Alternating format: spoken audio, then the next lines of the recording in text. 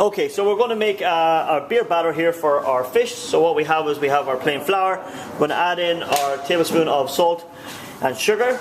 We're going to also add in some fresh yeast here. You could use dried as well if you wanted it.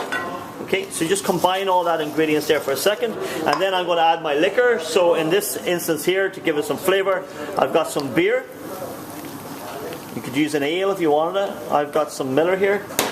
And what we do there is we combine all these ingredients then until we get a nice paste. I might need to add another bit here, so I'll just open another one.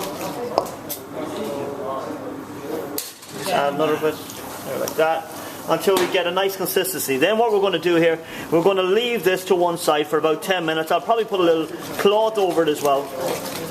It gives it a chance for the yeast to activate, and then that will make our batter, it'll become bubbly, and it'll make our batter nice and light. And that's the consistency there that we want.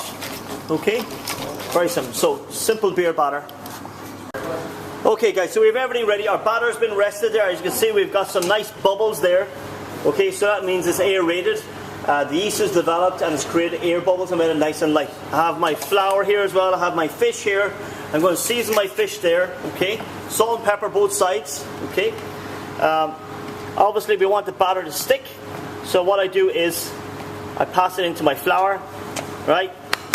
Pat it to get off the excess, and it goes into my lovely batter. Okay, into my batter there like that. Make sure it's all coated in the batter, like so. Tap it off the side there to make sure that we get rid of the excess. Okay. And what we're going to do then is we're going to go backwards and forwards,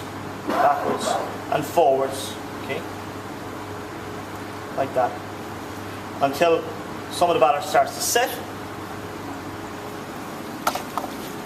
And then we add it into our fryer. And if we go backwards and forwards with our fish, that kind of starts to cook the batter. So when you let go then, it doesn't sink to the bottom, okay?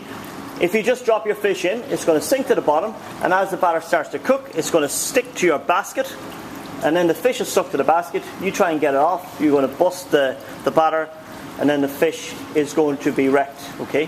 What the batter does, the fish actually steams. The batter is there to protect it.